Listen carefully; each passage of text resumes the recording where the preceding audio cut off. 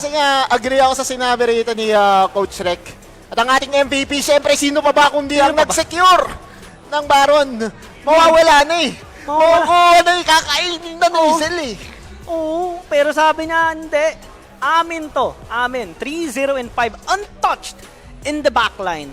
And even dealt the highest damage in the entire game. Classic Mirmo, ladies and gents. Pagdating sa KDA, isa siya sa mga hinahangaan ko talaga sa pag-iwas sa mga deaths na yan, di ba? Diyan mo makikita na veterano ang isang Dragon Laner, no? Kapag yung mga death niya, maximum of 1 per game. And Mirmo, again, just going back into his ways. 3-0 and 5, deathless, mga tlots. Grabe. Mas may hirapan dito ang team ako si Doggy na mahuli yan mamaya. Kumaga nahanap na yung pwedeng gumana talaga eh. Kasi nung kanina yung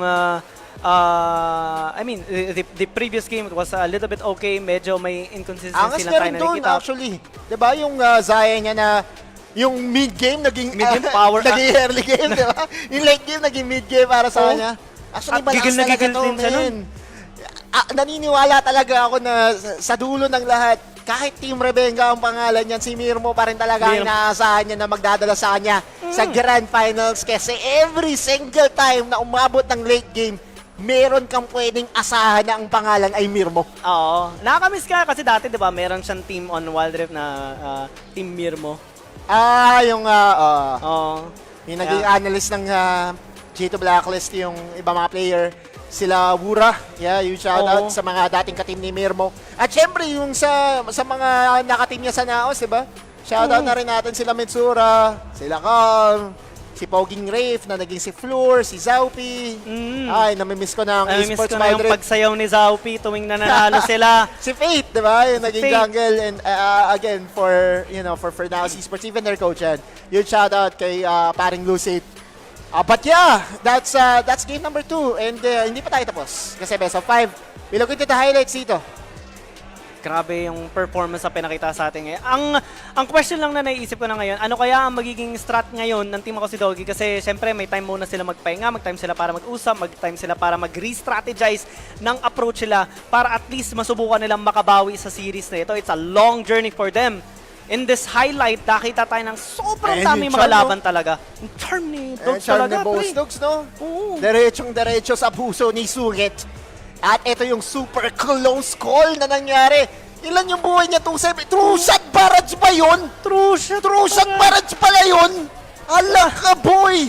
Ala ka! Yung pala ang nakakuha. Kala ko, isang mistake shot or something. Yeah.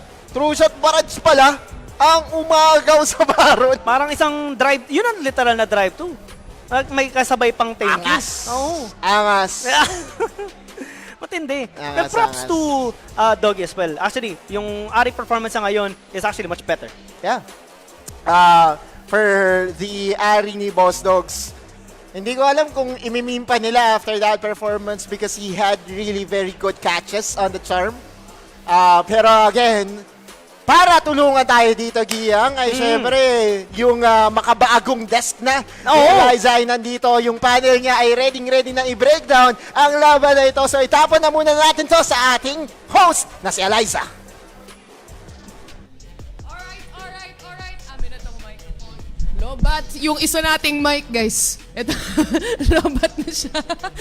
Sakto lang. Ayan. Papaayos natin. Huwag kayong mag-alala. Passion plus career. Yan ang usapan dito. Tama ba? Ayan.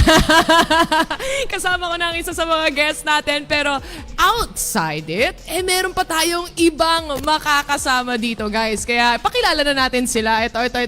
Pakita natin sa ating white. Yan! Di ba? Make it 4. Pakilala muna kayo isa-isa. Ikaw muna. Yung pinakagwapo sa lahat. Ay, ito yung gwapo sa gitna. Pwede ba sa gitna muna? Pinasa mo pa talaga. Pero yun, hello, ako po si Karma IX, isang streamer sa Facebook and TikTok gaming po.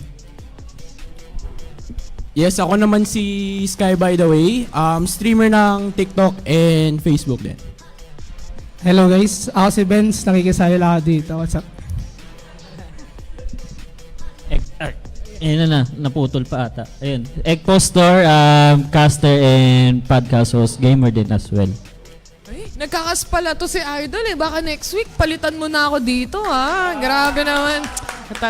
Sampulan mo naman kami. Welcome back. Ganyan. Welcome back sa Wild Rift Grand Slam. Siyempre, audition mo to, man. Diba? Nanonood lahat.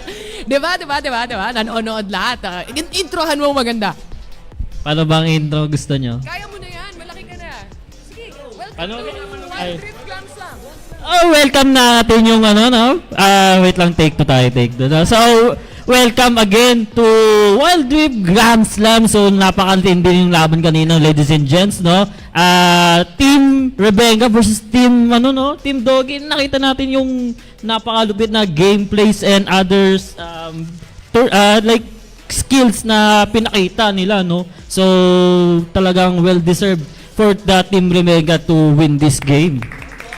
Grabe yung thoughts ng panel natin, yung analysis ng mga tropa natin. And speaking of, di ba kanina, kitang-kita ko, nanonood kayo, narinig ko nga eh. Oo, lakas ng mga sigawan nyo eh, di ba? 2-0 na yung score. Ang ina-estimate ng ibang mga panel natin kanina, no, nakasama ko sina Coach Rex, syempre, sabi nila parang magti-3-1 pa daw. Nakikita mo pa ba yung future sa 3-1 o 3-2 or tuloy-tuloy na to? Sa tingin ko talaga, tuloy-tuloy na to. Kasi ang ganda na ng momentum dito ng Team Rebenga. Kung paano nila pinupull off yung in-game technique nila, talagang sobrang solid na. Ako kung tatanungin ako, as na tinanong mo nga ako, feeling ko tuloy-tuloy na. Dahil sa, kita naman sa team comp nila and basically sa teamwork nila, kitang-kita na prepared sila sa laban. Okay ka na? Sa mga player naman ni Rebenga, nakitang-kita naman sila Rebenga, si Yamada. Tatlo. Si Mirmo ba? Pag pinagsama po yung tatlo, parang super saiyan na yun. Grabe talaga. Kaya feel ko talaga 3-0 na po to. Maganda ang mga prediction ng panel natin dito, guys. I-wide mo, ilapit mo muna ito muna yung camera natin. Yan. Para makita yung kagwapuhan, syempre, nung kasama katabi ko ngayon, di ba? Less lang. Ayan. Syempre, ito, kukunin ko na yung isa. Check. Tatry natin ulit yan. Check. Yun! Alright. Bumalik na ako. Hawakan. Sa inyo na to. Maraming salamat sa ating production. Napakagaling ng ating mga production dito. Anyway, ang layo mo namang umupo. Naligo naman ako para sa araw na to, di ba? Pero siya, iwas siya. Anyway, okay lang yan. And when it comes to this match naman, syempre, nakita na natin yung Game 1 and Game 2. Sabi nyo nga, feeling nyo magtutuloy-tuloy na to. Pero ang tanong, ano ba ang kailangang baguhin para sa side ng team ako si Doggy para naman makabawi sila? Simulan natin sa'yo. Siguro yung para sa laning din and yung teamwork and yung siguro yung cons nila kung paano sila engage ng team fight, especially kay ako si Doggy, no. So talaga kailangan talaga na yung teamwork nila is mas paiktiin pa nila yung paano sila to start engage the team fight, paano din yung proper communication, kasi parang feeling ko nakikita ko win the game na parang hirap din sila sa communication kung sino mag-start, kung sino yung papasok or huli and other stuff. Pero I think yung magagawan pa rin naman para ng Team Doggy. Malay mo, ma-reverse sweep ng Team Doggy yung diba? Hindi natin alam guys. Mapakikita na natin sa next game. How about you? Ano sa tingin mo yung magiging winning condition sa kabilang team na para makabawi sila? Alam naman natin, napakalakas ng Team Rebenga, di ba? Plus yung sub pa nilang dinagdag dito. But what else can they do? Para sa akin, although pininindig ko na magtutuloy-tuloy yung Team Rebenga, on the side of team ako si Doggy, feeling ko proper communication at talagang yung team play nila dapat in sync talaga kasi ganyan talaga yung Wild Rift, hindi natin alam kung ano magaganap sa mapa. Pero proper execution lang ng plays, kayang-kaya pa rin nila talaga makabawi. So true, execution is everything not other than kills and yung laning na simula mo, di ba? Kahit na lamang ka na, tas yung pwesto mo, pangit, lugi ka, tatalo ka pa sa clash, na-push pa, natapos pa, di ba? But do you agree, yung mga katabi mo, ayan. Do you agree na ganun yung magiging next step para sa kanila? Yung communication talaga, yung parang top priority dito, or may iba pa? Para sa akin kasi, ang nakita ko sa both games, ang kailangan magbago, yung pick ni Doggy. Kasi kita ko palang, okay, sige, Ari. Para sa akin kasi mas madaming mage na kayang-kayang... Mas kaya mag-burst. Oo. Vladimir, True. yung kaya mag-rotation.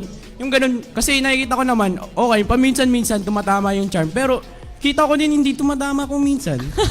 Si Even nga nagko-comment lagi. Ano, tumama na ba yung charm, guys? Tumama na ba? Nagre-reply din naman yung comment section. Hindi pa. Hindi pa tumatama yung charm. Pero, Ano niya actually maganda naman yung pick ni Doggy Hindi lang masyadong well executed lang yung champion para sa kanya. Oo, tama. kung magbibigay ka ng tips, kumbaga, kung nakikinig si Doggy ngayon, Vladimir, pwedeng pick. Oo, Vladimir. Ikaw, ano sa tingin mo yung dapat pwedeng i-pick dito kung si Doggy papapiliin mo ng champion? Ako sa akin naman, wala namang problema sa akin champion ni Doggy. Siguro yung tamang pag-assassinate niya lang bilang pag-ari niya. Pwesto talaga. Yung lalo na sa charm, pwede sila magsama ng jungle eh. Mas maganda mabilis silang dalawa. Pero di na naman perfect execute yung dalawa kasi hindi sila makabawas sa isa. Pag bawas na isa, feel ko makakalamang sila doon. Interesting. Maraming kailangang ayusin at baguhin.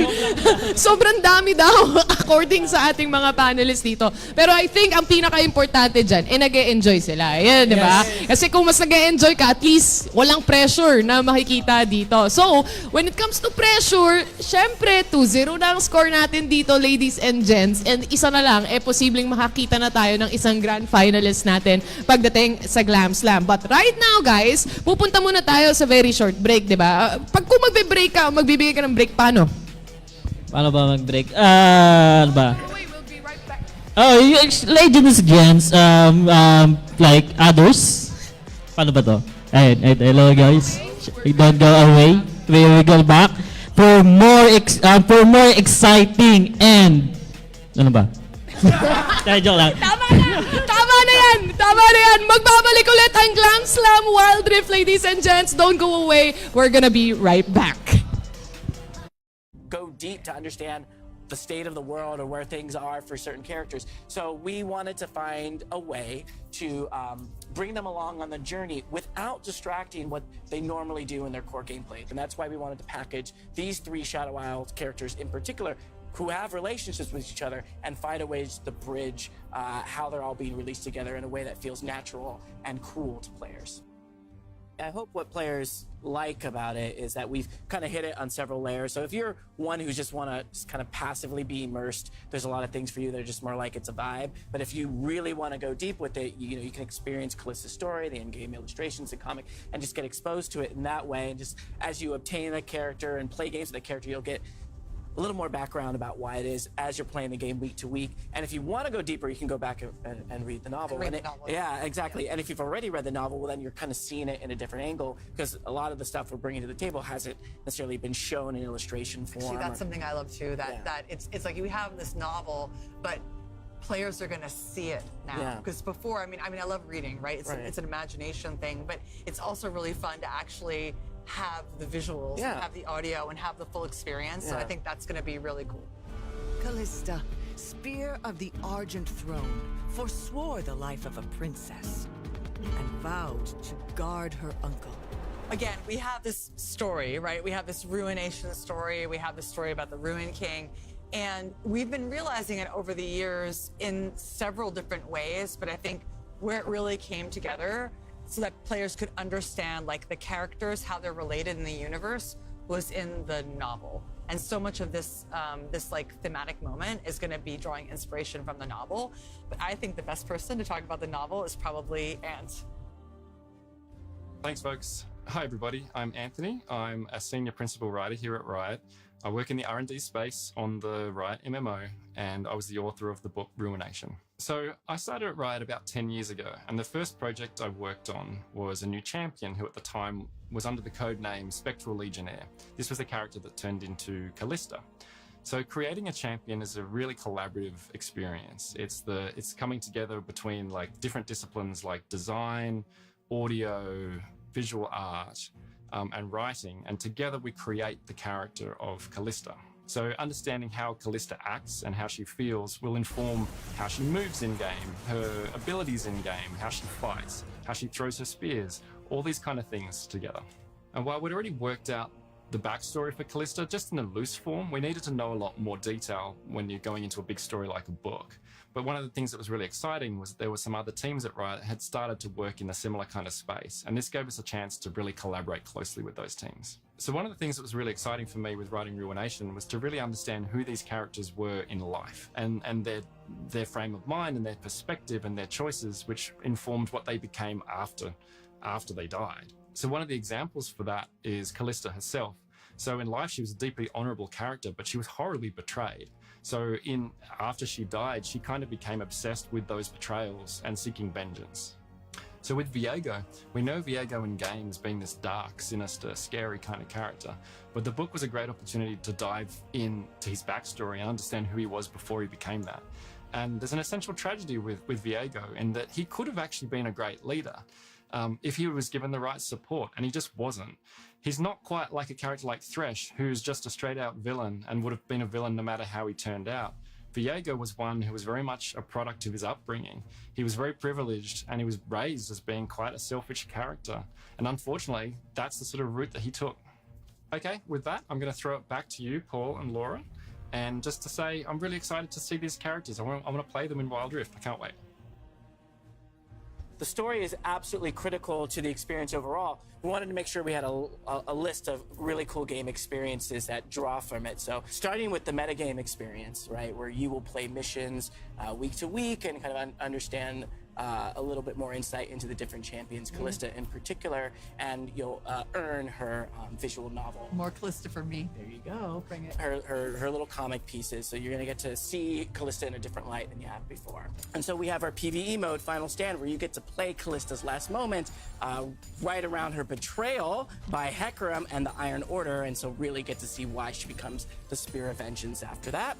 And so following that, if you're just playing Summoner's Rift, you'll experience the Black Mist popping in the map, kind of spooking you out. It's gonna be a mood. It's gonna be a mood, and if you're like invading a jungle, ooh, bad things might happen to you. Of course, we'll also have some in-game items that have been affected by, you know, the vibe of the event. So we have like an Infinity Edge version that's a little nicer, and some other items that are not so nice. So players will get to kind of feel that damage via their item choices, and we're really excited to see what people say about that. Well, I just want to say I'm really...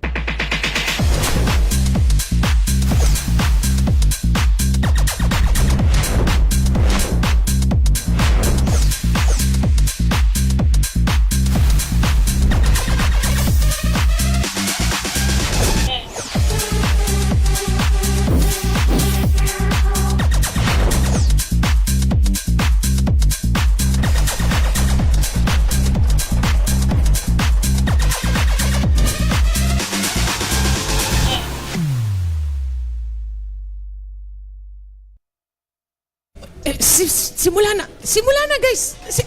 Wait nyo, kawawa naman yung effort na simula. Hoy, Glam Slam na. Sabi ko naman sa inyo, mag-ready na kayo. Umupo na nga kayo dito. Di tayo nakatago. Sayang. Ano ba naman yan? Ayaw mo sana katabihan? tayo eh. Ayan, alright. Siyempre guys, meron na naman ako mga bagong makakasama dito. The Pebbles nga pala, isa-isahin natin actually. Pakilala ka naman. Joshua Garcia po. Alden Richards po. Ito. Daniel Padilla. Ayan, Daniel Padilla is here, is back again na naman para sa araw na to. Alam mo, last time wala ka dito, no? Napadalaw ka lang. Pero last time, itong dalawang to, naging shoutcaster yan. Napanood mo ba yung episode natin last time? Hindi pa, no? Hindi pa. Pero naging shoutcasters tong mga to. Ngayon, nakita mo na kung paano umi-intro yung kasama din nating isa. Ano kasi ito talent audition. Itong araw na to. So kung mag-i-intro ka at i-welcome mo yung viewers natin sa Glam Slam, paano mo gagawin? Siyempre po bilang kasi professional po kasi si Joshua Garcia. So hi guys, manood lang po kayo sa Glam Slam, and yeah, patuloy niyo pong tingnan lang yung billboard ko dun sa Ortigas ba yun? Basta may billboard kasi yung tatlo yun eh. Yeah. So, kaya ako wala last time kasi nag-shooting kami doon. Photoshoot pala, nag-photoshoot kayo. Tama. Ganun yung pre, like that. So yeah, thank you po sa panonood ng Glam Slam, and continue to like and follow and share lang. Grabe itong The Pebbles, ha? Paborito kong guest to, mga guys. Ito ang yung nag-iisang guest na nananahimik ako Siya lang ang kumausap sa akin. Wag na. Kinukulit Oh, pa pwede ako. na kayo umalis. Kami na lang mag-ano.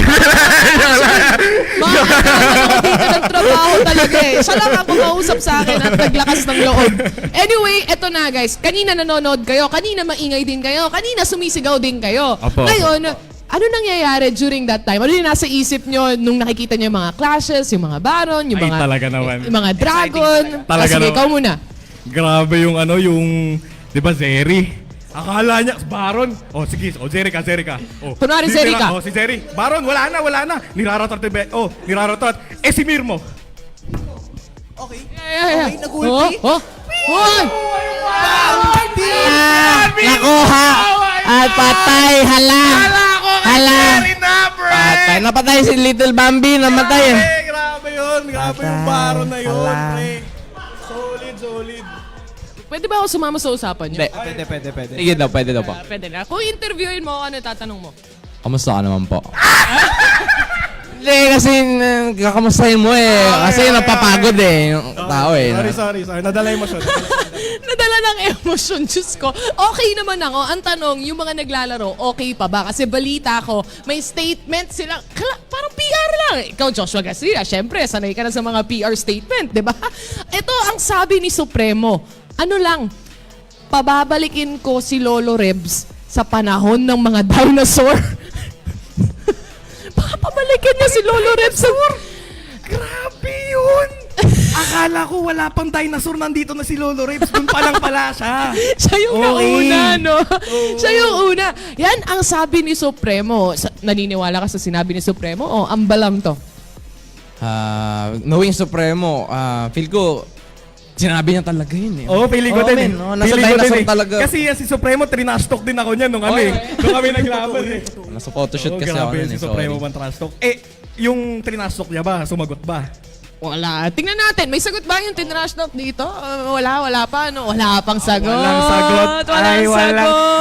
Walang sagot si Lolo. Ang lalakas pang asar ng kasama. Diyos ko. Walang bawi!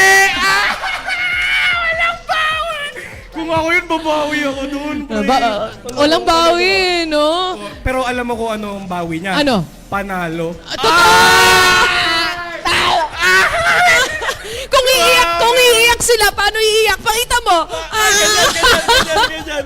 Oo. Pre. Kunwari, ikaw si Doggy. Oh. Tapos biglang, Baron na. Oh. Na-steal ni Mirmo yung Baron. Tapos natalo, 3-0 yung score. Grabe. Ay! Wala na talaga naman. Ay nako, ito na lang ang final question ko sa inyong tatlo. Aabot ba tayo ng Game 4 at least? Nagbibiro ka ba? Baka. We don't know. Ay, kanina yung winning condition nila, pwestuhan daw. Sabi ng mga panelists ko, co-panelists ko kanina. Sa tingin nyo, meron ba kayong may aambag na tips dito sa susunod na game? Siyempre kay na Doggy kasi Tips sila kay yung Doggy? natatalo. Tips kay Doggy, paano siya manalo? Wala no? Alam mo, actually, parang wala naman. Kaya niya na yung malakas yun eh. Malakas yan si Doggy. Tama. Siya nagbuhat nun eh. Alam mo kung nanalo sila Doggy, siya MVP. Feeling, Grabe kayo mag-joke panalo Hindi na nadala ko emosyon nito. Ay nako, Diyos ko. Pero yung seryosong usapan, kung may tips ka, wala talaga. Tips kay Doggy? Ikaw, may tips ka kay Doggy? Wala. Tapusin na lang ni Naribenga Opo. para makauwi ka na. Opo. May shooting pa po kasi pang-apat na billboard na naman po. Pang-apat na billboard. Inaayos na kasi Busy yung billboard nito, guys. So, kailangan nyo nang ayusin. At yun na nga, guys, no? Para sa mga nanonood naman, para sa mga nasa stream natin ngayon, alam ko madami kayo, nakikita namin yung comments ninyo. Sino ba sa dalawang teams na to ang sinusuportahan nyo? Team Rebenga ba? Team Ako si Doggy? Ipaalam nyo na sa amin sa comment section. At saka, namimigay din kami ng wild cards. Alam mo ba yan, Joshua? Ay, hindi po. Busy po ako siya. Busy siya sa pagbi-billboard niya no? So, when it comes to that, walang problema. Ang gagawin nyo lang i-like at i-share nyo yung ating stream na to. Pati na rin at i-follow nyo ang League of Legends Wild Rift. And again, share the stream with your favorite teams in the comment section right there. Along with the hashtag GlamSlam, hashtag Wild Rift Wednesdays at hashtag Wild Rift PH. Ganun lang kadali. Baka posiling manalo pa kayo. At saan punta nyo? Start na? Sorry. Nadamay. Yun na nga, no. Magpapaalam muna kami dito, guys, dahil magsisimula na ang laro. Game 3, final game. Final game? Final game ba? Hindi natin alam. Hindi natin masabi. Hindi natin masasabi. Ang makakapagsabi niyan, syempre, ang mga teams natin, kaya ipapasa na natin kayo sa mga casters. Casters, take us to the rift. Maraming salamat. Of course, napakalakas ng trip na ginawa nila ng The Pebbles, indeed. Matik, alam mo naman na talaga yung tatlong yan. Pag nagsama-sama, akala mo sobrang gulo ng panel.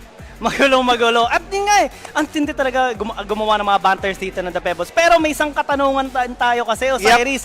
Magiging the sweep ba to o the comeback? Well, feeling ko Taylor Swift to eh. Parang Taylor Swift tata. Feeling ko. Kasi medyo alanganin yung mga games natin. Although nung game 1, nakita natin fairly close, the same as game 2. May mga possibilities naman na pwede nga nilang maipanalo. Pero iba pa rin talaga yung Caracas, lalo na si Kuya Ormims. Ay, grabe si Ormims kanina. Ginawa na. Dinemo na nga nila eh. Binagbigyan ng true shot barrage Pinanaan ng true shot barrage at inagaw kay Zell. Yung Baron, oportunidad na sana yun ng team ako si Doggy. Pero ganun talaga, iba talaga ang disiplina at mechanics sa pinapakita dito ng Team Rebenga. So now with backs against the wall, ito na ang huling tsansa ng Team Ako si Doggy na makabawi o baka nga ma-extend nila yung series na ito. And syempre, sino nga ba sa tingin nyo ang mananalo 4 na Rebenga para sa sweep? And I think yun yung pinaka-possible outcome. Close games. Definitely. Pero drafting pa lang. Siyempre, may kasama tayong coach kanina, si Coach Rick Meister eh. Minidiscuss na niya yung mga pickings. Kaya feeling ko yung game 2 na out-draft dahil nga mas maraming freedom yung Lilia. What more ngayon? Kaya dapat mas mag-isipan na ng team Doggy kung sino nga ba ang siyang ilalagay nila sa rift. Feeling ko kailangan na talaga i-ban dito ng team ako si Doggy yung Lilia. Or kung sila yung nasa blue side, sila yung mag-threaten ng pick nun. Tapos ban nila yung Hecarim, ban nila yung Viego. Para at least mapuwersa si Team Rebenga na gumamit ng ibang champion sa jungle. Pero sa tingin mo ba posible yun para sa isang naglalaro since 24 BC, AD, 24 BC, ADBC, lahat ng letters. Before there was light, there was Rebenga.